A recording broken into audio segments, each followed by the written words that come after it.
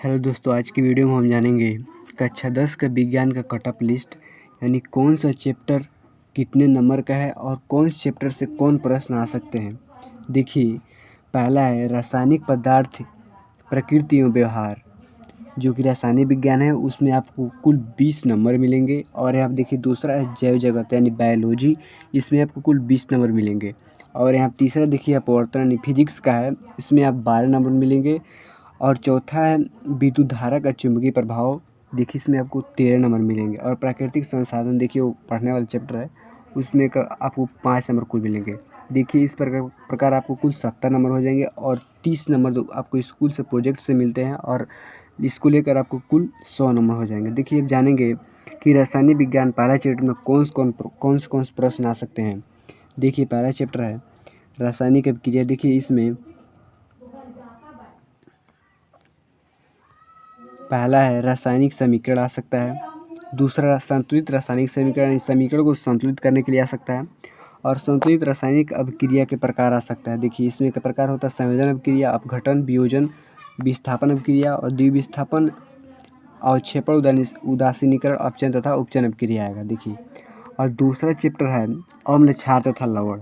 देखिए काफ़ी महत्वपूर्ण होता है। देखिए इसमें क्या होगा, इस चैप्टर से अम्ल, क्षार और लवण की परिभाषा पूछा जाएगा, और गुणधर्म और उसका उदाहरण पूछा और उपयोग पूछा जाएगा। और पीएच स्केल पूछा जाएगा, पीएच पैमाना। और देखिए इसमें क्या होता है कि ज़्यादा 3 या 4 नंबर का 4 नंबर में क्वेश्चन पूछा जाता है। जैसे देखिए विरंजक चूर्ण बनाने की विधि और उपयोग पूछा जाएगा, और उसका गुण पूछा जाएगा। और बेकिंग सोडा बनाने के गुण और उपयोग पूछा जाएगा। और प्लास्टर ऑफ पेरिस तो काफ़ी महत्वपूर्ण है, इसको अगले साल क्वेश्चन में आया था। इसको बनाने की विधि, गुण और उसका लक्षण पूछा जा सकता है, धावन सोडा का भी। और यहाँ तीसरा चैप्टर देखिए धातु और अधातु। देखिए धातु और अधातु का क्या होगा, परिभाषा पूछा जा सकता है। और सक्रियता श्रेणी काफ़ी महत्वपूर्ण, इसको याद पढ़ लीजिएगा। और आगे देखिए धातु कर्म की आधारभूत विधियाँ पूछा जाएगा, और संरक्षण तथा उसका निवारण पूछा जाएगा। आगे देखिए चौथा चैप्टर है कार्बनिक यौगिक। देखिए इसमें से क्या पूछा जा सकता है। देखिए कार्बनिक यौगिक के सहसंयोजन आबंध। देखिए इस चैप्टर क्या है कि काफ़ी लंबा है और काफ़ी हार्ड भी है, तो इसको अच्छा से पढ़ लीजिएगा। देखिए इसमें क्या है, यह क्वेश्चन संतृप्त तथा असंतृप्त हाइड्रोकार्बन में अंतर, देखिए इसको याद कर लीजिए क्योंकि यह हर साल पूछा जा सकता है। और यहाँ देखिए हैलोजन, एल्कीन, कीटोन, एल्डिहाइड और एल्काइल काफ़ी हार्ड है, लेकिन हर साल पूछा जाता है, अच्छा से पढ़ लीजिएगा। और देखिए यहाँ पर साबुन और अपमार्जक और साबुनीकरण का अभिक्रिया है, उसको भी पढ़ लीजिएगा। प्रतिस्थापन तो आपको पहला चैप्टर में पढ़ने के लिए मिलेगा। और एथेनॉल, एथेनोइक, ये भी पढ़ लीजिएगा। और आगे देखिए तत्वों का आवर्त सारणी। देखिए क्या है, ये मेंडलीव का आवर्त सारणी, इसमें पूछा जाएगा गुण और उसका लक्षण पूछा जाएगा, और उसकी कमियां पूछा जाएगा।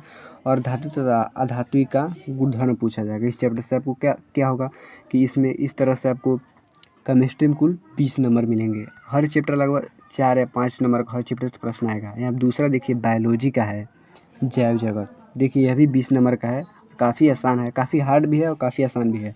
देखिए इसमें जैव प्रकरण में से क्या आएगा। देखिए जैव प्रकरण बहुत बड़ा चैप्टर है, बच्चे बहुत ज़्यादा पढ़ते हैं, तो आपसे निवेदन है कि यह सारणी देख कर पढ़िए कि इस चैप्टर में कौन कौन से प्रश्न महत्वपूर्ण है।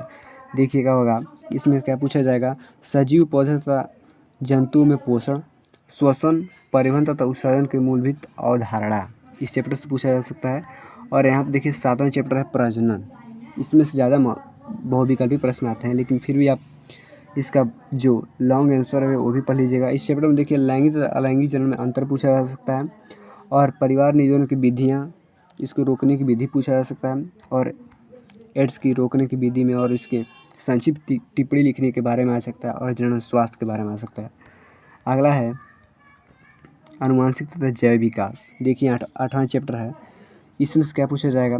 सबसे इसमें का महत्व प्रश्न ये है कि लिंग का निर्धारण, यह बहुत ही महत्वपूर्ण है। यह आएगा तो 5 नंबर में कुल आएगा। आप वीडियो को पॉज करके अच्छा से पढ़ लीजिएगा, उसको देख लीजिएगा। देखिए यहाँ पर 9वां चैप्टर है प्राकृतिक घटनाएं। देखिए इसमें का जितना आपको दिखा रहा है ना कुल, इसमें का इसका परिभाषा पूछा जाता है लगभग। और यहाँ पर अगला चैप्टर है देखिए अपवर्तन। देखिए काफ़ी थोड़ा कठिन है, लेकिन आपको इसमें का भी परिभाषा पूछा जाएगा, अपवर्तन और परावर्तन के नियम। और इसमें क्या पूछा जाएगा, देखिए लेंसों द्वारा प्रतिबिंब बनने के लिए सूत्र, यह निगमन करने वाला है। यह अगर यह प्रश्न आएगा, देखिए अगर यह प्रश्न आएगा तो कुल 5 नंबर में आएगा। काफ़ी हार्ड है, थोड़ा बड़ा है, लेकिन आप पढ़ेंगे तो कोई हार्ड नहीं है। और यहाँ पे देखिए अगला मानव नेत्र। देखिए मानव नेत्र का सचित्र वर्णन पढ़ लेंगे तो आपको उसका दोष निवारण सब समझ में आ जाएगा। और गोली दर्पण तथा लेंसों का अनुक्रम, देखिए ये भी पढ़ लीजिएगा। और यहाँ प्रिज्म का परिभाषा पूछा जा सकता है, प्रकाश का विक्षेपण और क्षेपण पूछा जा सकता है। अगला है देखिए इकाई 4 में देखिए विद्युत प्रभाव। देखिए क्या है कि इसमें से दिख रहा है विद्युत धारा, विभवांतर तथा विद्युत धारा, ओम के नियम। देखिए ओम का नियम तो बहुत ही महत्वपूर्ण है। और प्रतिरोध तथा प्रतिरोधकता में से क्या होगा कि बहुविकल्पी प्रश्न पूछे जाएंगे। और यहाँ पर अगला देखिए प्रतिरोधों का संयोजन, श्रेणी और समांतर क्रम काफ़ी महत्वपूर्ण होता है।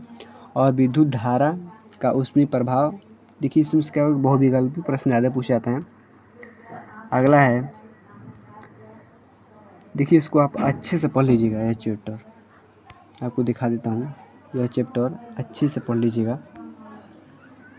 अगला है देखिए विद्युत धारा का चुंबकीय प्रभाव। देखिए पूरा चैप्टर परिभाषा याद करने वाला है और कुल यह 13 नंबर का है, बहुत ही बड़ा चैप्टर है। देखिएगा इसमें पूछा जाएगा चुंबकीय क्षेत्र, क्षेत्र रेखाएँ और चुंबकीय क्षेत्र परिनालिका में प्रवाहित विद्युत धारा के कारण चुंबकीय क्षेत्र। यह थोड़ा बड़ा है लेकिन पढ़ लीजिएगा आप। ऑप्शन देखिए फ्लेमिंग का बाएं और दाएं हाथ का नियम पढ़ लीजिएगा और विद्युत मोटर पढ़ लीजिएगा। ठीक, आगे देखिए क्या आएगा कहीं। अगला है देखिए कि विद्युत जनित दृष्ट धारा, प्रतिवर्ती धारा तथा आवृत्ति। यह इसका सचित्र वर्णन के लिए 7 नंबर में पूछे जाएंगे। इस चैप्टर से अगर पूछा जाए तो लगभग गारंटी है कि यह इसमें से एक जरूर आता है, चित्र सहित परिभाषित करने के लिए आता है। अगला है इकाई 5 का प्राकृतिक संसाधन। देखिए पूरा चैप्टर क्या है, ये पूरा चैप्टर 3 चैप्टर है, लगभग पूरा पढ़ लेंगे तो आपको 5 नंबर का मिलेगा। और लगभग इसमें से एक ही क्वेश्चन आता है, उसका संक्षिप्त वर्णन करने के लिए आता है। अगले साल देखिए 2022 में इसमें से केवल एक प्रश्न आया था और कुछ संक्षिप्त में लिखना था। तो आप इसको देखिए याद करने वाला चैप्टर नहीं है, काफ़ी आसान है, बस इसको आप एक बार पढ़ लीजिएगा। जिसमें आप हेडिंग दिया गया है बस एक बार पढ़ लीजिएगा। देखिए स्टूडेंट, अगर आप कक्षा 10 में पढ़ते तो हमारे चैनल को सब्सक्राइब कर लीजिए, क्योंकि मैं आपके लिए इसी तरह का खबर लाता रहूँगा। और मैं अगला सब्जेक्ट का भी, हिंदी का भी कट ऑफ लिस्ट दिखाऊँगा, जिससे आप पढ़कर अच्छा मार्क ला सकते हैं। देखिए अगर विज्ञान के, देखिए मैंने कुछ विज्ञान का चैप्टर भी अपलोड किया हूँ, आप हमारे चैनल पर पढ़ सकते हैं।